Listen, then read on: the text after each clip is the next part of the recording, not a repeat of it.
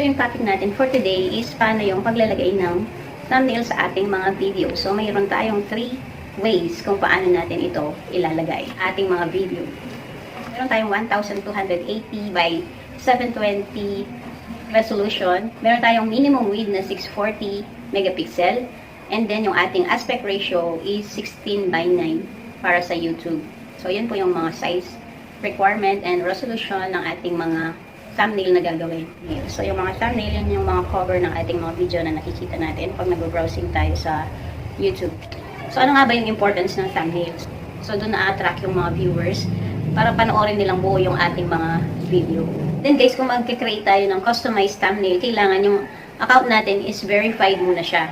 Make sure to follow yung community guideline, mga requirements para sa paggawa natin ng thumbnail. So, umpisahan na natin guys kung paano yung paglalagay ng thumbnail. So, meron tayong 3 ways kung paano ito gagawin. So, simulan na natin. Na yung sa YouTube mismo ay ginagawa niya na yung thumbnail. So, automatic siyang gumagawa ng thumbnail. So, guys, ito na yung step 1. So, sa ating youtube.com, ayan na siya. Siyempre, kailangan siguraduhin natin na naka-desktop site tayo. Para sa ating mga mobile phone user, ayan, naka-check na po siya. And then, punta tayo sa YouTube Studio. Ayan po. So, piliin natin dito yung videos. So, punta tayo sa mga video natin. Ayan guys. So, ayan na yung mga video natin na in-upload. So, titingnan lang natin dyan kung alin yung walang thumbnail. So, yun. Pipiliin natin. Ayan, meron na siya agad generated na tatlong thumbnail dyan na pwede mong pagpilian. So, example, yung sa gitna yung pipiliin natin. So, ayun na guys. Isa-save lang yun. Step number 2. Ayan. Piliin lang natin yung thumbnail. Customize. And then, mapupunta siya dyan. Select image tayo. So, magbabrowse tayo dyan kung alin yung ginawa natin. Yun ang customize. So, ayan. Pipiliin natin to. Ayan na siya guys. So, pag nandyan na siya, isa-save lang natin. So, ayan na guys. Na-save na siya. And then, so, punta tayo sa YouTube. Ayan. Ito-double check lang natin guys kung nandyan siya. Ayun siya. So, ayan. Double checking lang tayo dyan guys.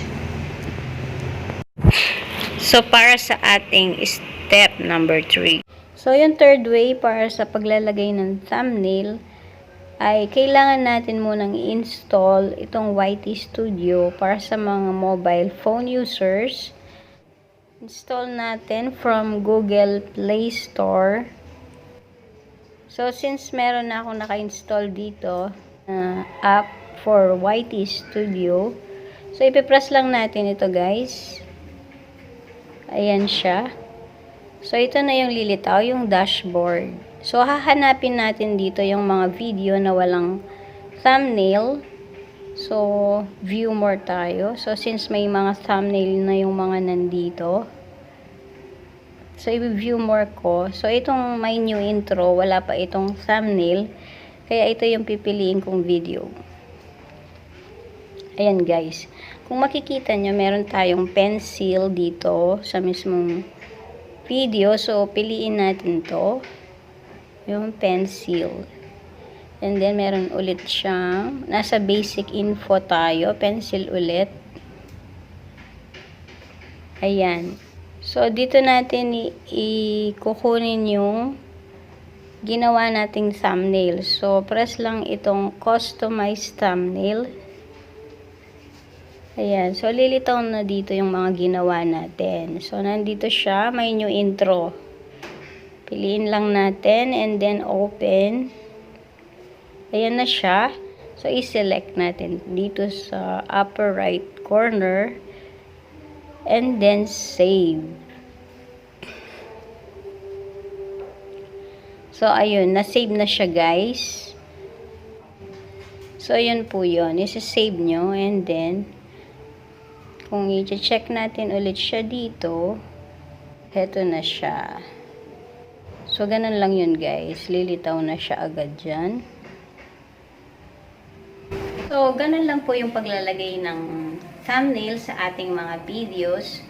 So, kung meron po kayong nice na malaman pa sa ating mga tutorials, ay mag-comment lang po kayo sa ilalim. At don't forget to subscribe na rin po. At tayong link sa description down below kung paano nyo i-verify ang inyong account at kung paano yung paggawa ng thumbnail. So, pwede nyo pong i-press yung link natin na yon.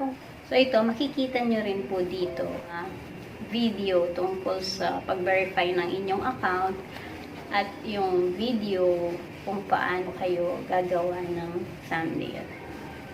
So, see you on my next video. God bless po sa ating lahat.